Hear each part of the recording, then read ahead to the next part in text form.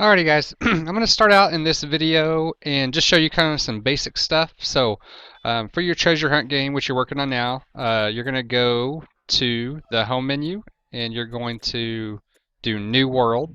And that's going to give you kind of a blank canvas to work with. It's just got a little piece of land for you to start with. And all I'm going to do right now is just add something to it. I'm just going to go ahead and put a Kodu on there. So now I've got something created here. To save your game, you're going to go out of here, hit Save My World. I'm going to go ahead and just call this Treasure Hunt.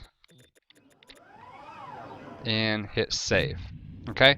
And now I wanted to show you something real quick. Whenever you make a change, so let me just go ahead and add in, let's add in an octopus here. So now I've made a change, right? So I could go out of my game again and save it. And if I wanted to keep a different version, so I wanted to keep the original version and now make this be a totally different version of my game, I can just click on the up button there and make this version 1. So the other one was version 0, and then hit save. And now if I were to go out of here to the main menu and go load my world, and I go to my worlds to get that, now I have version 0 and I have version 1. So you could do that if you want to. If you make some changes one day in class and you just want to make it a new version, and that way if it doesn't work out or you want to go back to what you had, then you could always do that. So that's just a suggestion as you're saving. Something you're going to need to know later on as well is how to save your game. There may come a point where you want to save it and put it in Google Drive so you can access it from home, because Kodu is a program you can download for free at home if you have a PC. And so if you wanted to be able to transfer it back, Google Drive would be the way to do that. So to do that, you just click on your game for My Worlds in the Load World option on the main menu. Click on it, and then you have these other options. You can play, edit, export, share, so on. So export is the one you would want to look at, and then you would just pick a place on your computer. I'm going to just save it on my desktop. And I'm going to hit save and then continue. And so now if I were to exit out of Kodu entirely, I can go and double click on that game on my desktop and bring it up. Right? So that's how you would save your game on your computer. Give this just a second to load back up.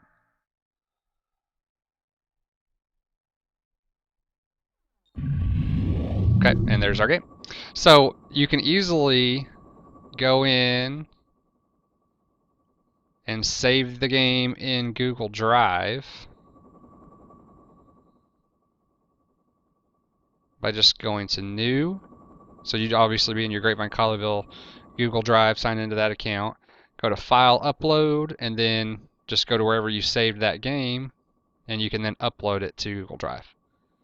Okay, and then that way you can access it from home. You can download it on your computer, you can download Kodu, and you can work on your game from home. And then you'd want to do the same thing when you're done working on it at home. Export it, save it in Google Drive, and then you can pull it back up when you get to school.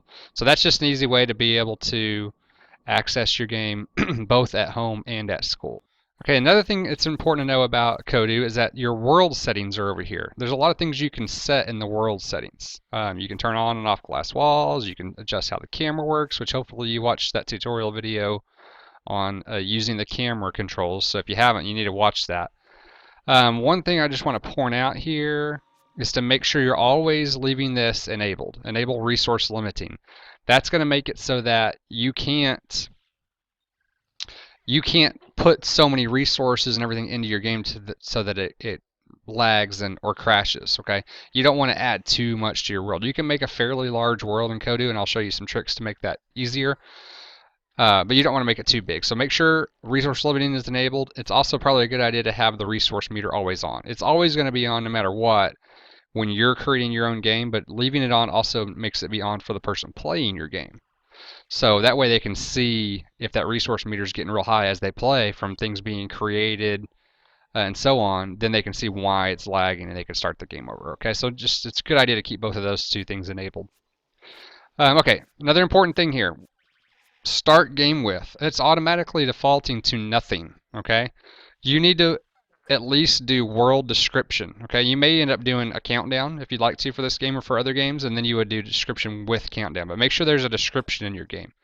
So that means this description is going to pop up at the start of your game. So the description is where you're going to write the directions for your player. So whenever I were to go save my world now, right here in this description, this is where I'm going to put any directions, rules, instructions, oops, or goals that the player needs to know. So that's where you're going to type in anything that they need to know. How are they going to control their player? What's their goal? What are they trying to, for this game, if it's treasure hunt, what are they trying to collect? How many do they need? Any of that kind of stuff that you want to make sure the player knows about your game before they play.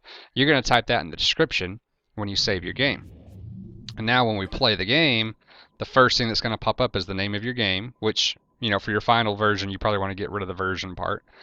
But that's where the player's going to be able to see any rules, and then they'll push enter before they actually play your game.